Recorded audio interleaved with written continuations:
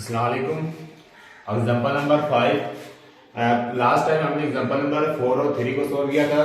आज हम example number solve करते हैं 5 और 7 जो एग्जाम के क्लास से बहुत ही इंपॉर्टेंट है। ठीक ना, एग्जामिनर क्लास से वेरी वेरी इंपॉर्टेंट दोनों एग्जाम्पल्स हैं, एग्जाम्पल नंबर 5 और एग्जाम्पल नंबर 7। तो ये आप स्टूडेंट है, सारे स्टूडेंट अच्छी तरह नोट कर लें। एग्जाम्पल नंबर 5 और एग्जाम्पल नंबर 7 को आपने बहुत ही अच्छे तरीके से हल करना है, ठीक है ना, क्योंकि ये एग्जाम के रिलेटेड बहुत ही इंपॉर्टेंट एग्जाम्पल्स है दोनों, वेरी वेरी इंपॉर्टेंट एग्जाम्पल्स है ये दोनों, वेरी वेरी इंपॉर्टेंट। तो एग्जाम्पल नंबर 5 सोल्व करते हैं। हमारे पास क्वेश्चन गिवन है कि calculate the mass of 1 decimetre cube of nitrogen ammonia. हमारे पास अमोनिया गैस दी हुई है एट 30 डिग्री सेंटीग्रेड पर। हमारे पास अमोनिया गैस दी हुई है एट 30 डिग्री सेंटीग्रेड पर। कैलकुलेट आपने क्या करना, मैथ करना है। ऑफ उसका मैथ कितना है 1 डेसीमीटर क्यूब। तो आप गिवन डाटा में लिखेंगे, गिवन डाटा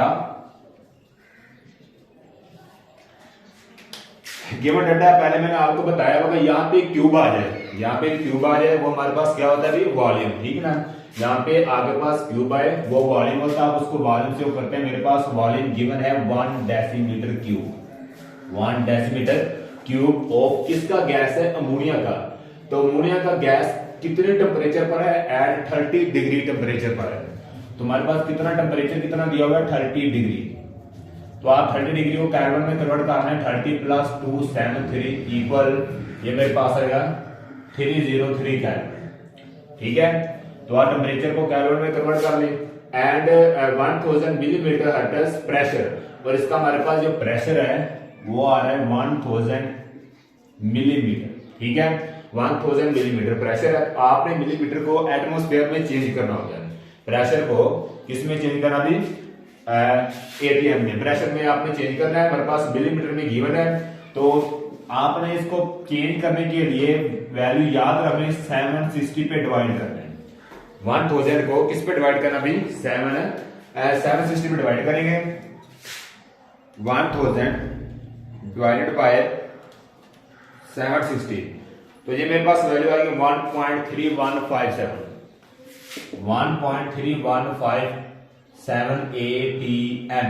ये मैंने प्रेशर को एटीएम में आप चेंज किया, हमारे पास पहले किस में था भी, मिलीमीटर में। तो यहां से आपके पास वॉल्यूम में आ गया, टेम्परेचर भी और प्रेशर भी है। तो considering that ammonia NH3 is behaving ideally, तो आपने बताना, फर्ज कर लेंगे हमारे पास एक गैस NH3, अगर उसका वॉल्यूम 1 डेसीमीटर क्यूब हो, टेम्परेचर उसका 303 हो, प्रेशर 1.3157 हो, तो NH3 पर वो कितनी गैस पैदा करेंगे आइडियली हमारे पास आप जानते हैं बॉयल्स लॉ, चार्ल्स लॉ के रिलेटेड होती है। तो यहां से आपने फाइंड करना कि मेरे पास इसका जो अमोनिया गैस कितनी हो सकती है। तो आप फर्ज कर मेरे पास एक बॉक्स है, मैं एक बॉक्स बनाता हूं इधर, ये मेरे पास बॉक्स है, ठीक है। तो इस बॉक्स में ये बॉक्स 1 डेसीमीटर क्यूब का बनाना आपने, ठीक है ना। बॉक्स कितने होना चाहिए, 1 डेसीमीटर क्यूब का बॉक्स होना चाहिए, क्योंकि आपके पास जो मैस है 1 डेसीमीटर क्यूब है। तो ये मेरे पास इसकी गैस है, इसके अंदर मैंने गैस भरी, और जो इसका टेम्परेचर है वो मेरे पास आ रहा है 30 डिग्री टेम्परेचर है। टेम्परेचर कितना आ रहा है 30 डिग्री सेंटीग्रेड। और ये इस गैस का अंदर प्रेशर मेरे पास आ रहा है 1000 या 1.3157, ये इसका प्रेशर है। अगर आपके पास प्रेशर 1.31 है और टेम्परेचर 30 डिग्री है, तो आपने बताना तो ये प्रेशर और टेम्परेचर कितना गैस, अमोनिया गैस पैदा करेंगे अगर टेम्परेचर और गैस इतना हो तो, ठीक है, कितना गैस पैदा कर सकेंगे। तो आपने फाइंड करना, calculate the mass. To find में लिखेंगे भी, आपने मास फाइंड करना m, कैलकुलेशन लिखेंगे भी, आपने फाइंड करना कैलकुलेट द मास। तो कैलकुलेशन फाइंड कर लिया आपने, ऑफ 1 डेसीमीटर क्यूब पर NH3 गैस दिया गया और 30 डिग्री हमारे पास क्या है उसका टेम्परेचर है। तो pressure considering that NH3 is behaving ideally.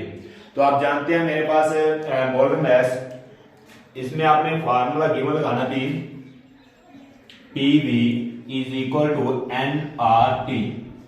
P pressure, V volume, N number of mole, R general gas solution और T हमारे पास टेम्परेचर होता है। ठीक है, T हमारे पास क्या भी टेम्परेचर। तो फर्स्ट ऑफ ऑल आपने मैस निकालना, तो नंबर ऑफ मोल का फॉर्मूला है, नंबर ऑफ मोल इक्वल होता है mass of substance divided by molar mass, divided by molar mass. तो यहां से मैस ऑफ सब्सटेंस को आप शो करेंगे स्मॉल एम से और मोलर मैस को आपने रिप्रेजेंट करना है भी कैपिटल एम से। तो ये इक्वल किसकी है, एन की है। आप इस इक्वेशन में पुट कर दें टी वी इक्वल एन मेरे पास M over capital M R T. ठीक है, N over capital M R T. तो यहां से आप वैल्यू पुट करेंगे, आपने m फाइंड करना, ये वाला m स्मॉल m फाइंड करना। तो स्मॉल m को एक साइड पे रख लें, बाकी सारे वाले साइड पे ले जाएं। टी वी m इधर डिवाइड हो इधर का मल्टीप्लाई कैपिटल r टी इधर मल्टीप्लाई इधर का डिवाइड, हमारे पास सिंपल इधर नंबर रह जाएगा। ठीक है, तो आप इसकी वैल्यू पुट करते हैं हम। प्रेशर, प्रेशर हमारे पास कितना आ रहा है 1.3157। बी कितना, वॉल्यूम, वॉल्यूम मेरे पास 1 है। ठीक है, एम कैपिटल एम हमारे पास क्या वैल्यू आ रही है, कैपिटल एम। तो ये हमारे पास होता है मोलर मैस ऑफ, आपने निकालना पड़ेगा आपको पहले capital M molar mass of NH3 nitrogen का। तो आप निकाल लें, तो मैं इधर फाइंड कर देता हूं molar mass of ammonia NH3, इसका आपने मैस निकालना है।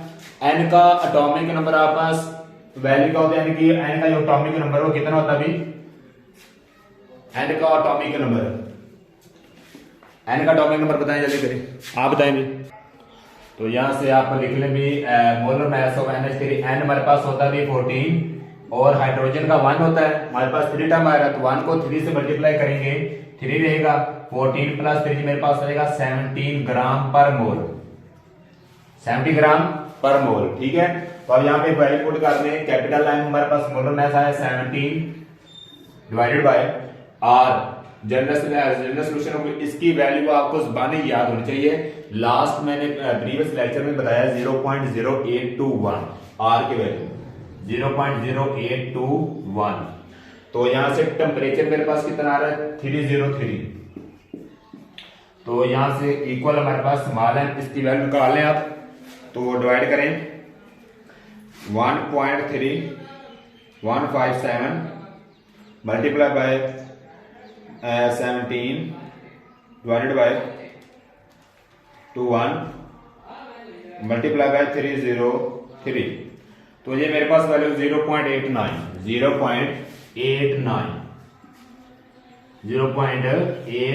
मेरे पास वैल्यू आ जाएगी ग्राम पर मोल। ठीक है, इक्वल में। तो ये आपने कैलकुलेट मैस फाइंड किया 0.89 ग्राम पर मोल। तो आप रिजल्ट में लिखेंगे, रिजल्ट में लिख लें NH3 के हमारे पास कितना कैलकुलेट मैस आपने फाइंड किया, हमारे पास कितना है NH3 का ammonia gas NH3 gas at 0.89 ग्राम पर मोल। तो आगे पास ये इतना गैस बना, ठीक है, NH3 गैस हमारे पास कितना इस 1 डेसीमीटर क्यूब के बॉक्स में कितना गैस होगा अगर टेम्परेचर 30 हो और आपके पास जो हमारे पास आ रही वैल्यू इसकी टेम्परेचर 30 डिग्री हो हमारे पास। ठीक है, और प्रेशर कितना होगी 1.3157। तो अब आपके पास इसका गैस कितना आएगा अंदर 0.89 ग्राम पर मोल। अब हम एग्जांपल नंबर 7 को सोल्व करते हैं। एग्जांपल नंबर 7 सोल्व करते हैं। 250 centimetre cube of the sample of hydrogen fusion 4 times as rapidly as 250 centimetre cube of an unknown gas. ठीक है, हमारे पास एक गैस है, हाइड्रोजन गैस है, उसका फ्यूजन कितना भी 4 टाइम, हाइड्रोजन गैस है उसका फ्यूजन मेरे पास आ रहा है भी 4 टाइम और बहुत तेजी से बढ़ रही है, रैपिडली बहुत तेजी से बढ़ रही है। तो एक आप उसके मुकाबले में एक अननोन गैस लेनी है आपने, ठीक ना, हाइड्रोजन गैस के मुकाबले में आपने एक अननोन गैस लेनी है। तो उसके आपने फिर कैलकुलेट की number mass of unknown gas. तो तो आपने उस अननो गैस का नंबर मैस फाइंड करना है, कैलकुलेट दी नंबर मैस उस अननो गैस का फाइंड करेंगे। तो फर्स्ट वाला फ्यूजन हमारे पास क्या है, फ्यूजन आपने बॉयज लॉ चार्ल्स लॉ पढ़ा है। बॉयज लॉ और चार्ल्स लॉ को जो के नाम के बाद नाम के तौर पर फ्यूजन गैस जानी जाती है, ठीक है ना। चार्ल्स लॉ और बॉयज लॉ के कानून के बाद फ्यूजन गैस जानी जाती है। तो अब हम सोल्व करते हैं। Of the sample of hydrogen fusion से हमारे पास कितना आ रहा है, 4 टाइम्स आ रहा है एज रेपरली। फर्स्ट का मेरे पास एक हाइड्रोजन गैस है, ये मेरे पास हाइड्रोजन गैस है, ठीक है, ये हाइड्रोजन गैस है। ऐसे मैं एक अननो गैस ले लेता हूं, ये मेरे पास कोई भी अननो गैस है, मैं इसे एनमैक्स क्या लेता हूं, ठीक है, ये कोई भी अननो गैस है। अगर अननो गैस एक सेकंड में 1 मीटर करती है तो इसके मुकाबले में हाइड्रोजन गैस 1 सेकंड में 4 मीटर करेगी, ठीक है ना। अगर अननो गैस 1 सेकंड में 1 मीटर करती है तो इसके मुकाबले में हाइड्रोजन गैस 1 सेकंड में 4 मीटर करेगी, इससे 4 गुना ज्यादा, क्योंकि हमारे कहा ना फ्यूजन 4 टाइम्स एज रैपिडली। तो यहां से गिवन डाटा में लिखेंगे आप, गिवन डाटा में लिख लें, गिवन डाटा में 250 of the sample of hydrogen fusion 4 times as rapidly as 250 centimetre cube. अब लिखेंगे रेट ऑफ फ्यूजन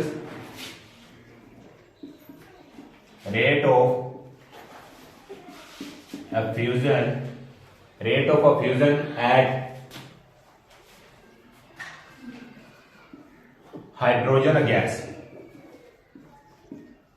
कितने हमारे पास में 4 टाइम्स, ठीक है। Rate of fusion hydrogen gas at 4 times as rapidly as 250 centimetre cube of an unknown gas, calculate the number of mass. तो अब आपने बताना भी हमारे पास रेट ऑफ अननो गैस क्या होगा भाई, रेट ऑफ फ्यूजन अननो गैस,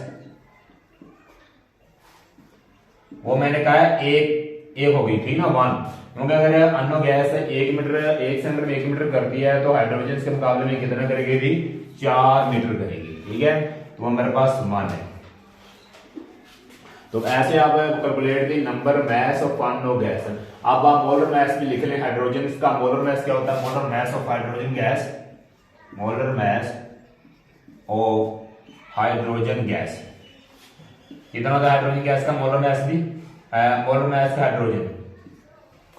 हाइड्रोजन 2 है तो ये मेरे पास आएगा भी हाइड्रोजन का एटॉमिक नंबर 1 होता है तो उसका यह मान 2 हो जाएगा, 2 ग्राम पर मोल, 2 ग्राम पर मोल। टू फाइंड, अब आपने फाइंड करना है, calculate the mass of unknown gas, ठीक है ना। Molar mass of unknown gas find करेंगे, मैस ऑफ अननो गैस ये आपने फाइंड करना। Molar mass of unknown gas का मोलर मैस कितना होगा, ठीक है ना। अगर हमारे पास मोलर मैस ऑफ हाइड्रोजन 2 हो और रेट ऑफ फ्यूजन गैस 1 हो, rate of fusion at hydrogen gas अगर 4 हो, तो आपने मोलर मैस बताना ऑफ अननो गैस का क्या होगा।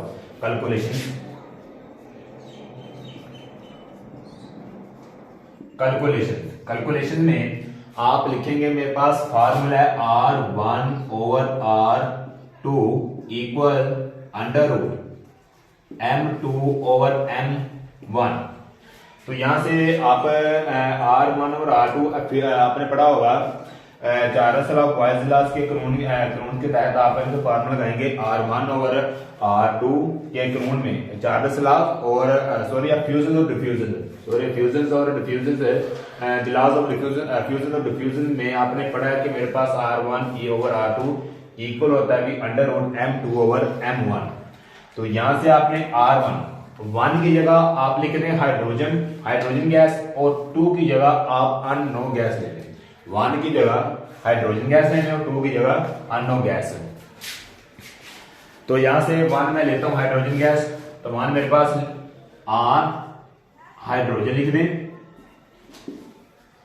R2 की जगह आपने लिख देना अननो गैस MX, ठीक ना, R MX equal square root M2। तो यहां से आपने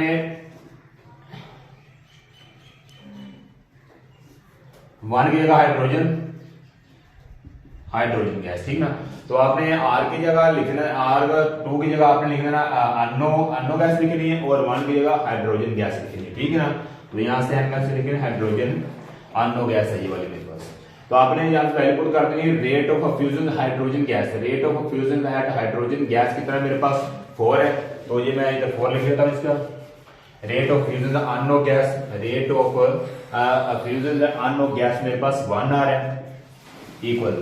तो आपने ms फाइंड करना है।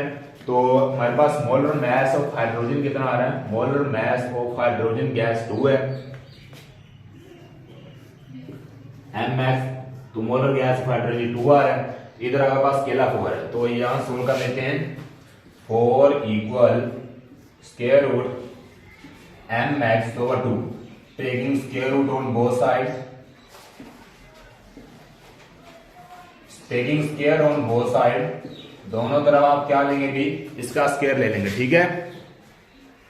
तो इधर मैं स्क्वायर लूंगा 4 के ऊपर, और इधर भी अननो गैस डिवाइडेड बाय 2 ऊपर क्या आएगा भी इसका स्क्वायर, स्क्वायर रूट से कैंसिल, 4 का स्क्वायर 16, m max over 2, 2 इधर डिवाइड है तो इधर अगर मल्टीप्लाई 16 को 16 को 2 से मल्टीप्लाई करें मेरे पास आएगा 32 ग्राम पर मोल इक्वल ms। तो ये मेरे पास अननो गैस है। रिजल्ट में लिखेंगे आप,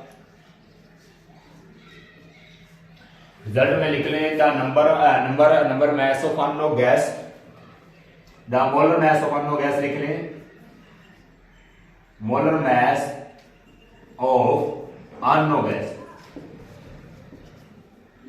अननो गैस मेरे पास कितना है 32 ग्राम पर मोल। अब आपने बता दें molar mass of unknown gas का कितना होगा भी 32 ग्राम पर मोल। अगर आपके पास मोलर मास ऑफ हाइड्रोजन 2 ग्राम है तो अननो गैस का कितना होगा भी 32 ग्राम होगा, ठीक है ना। ओके ये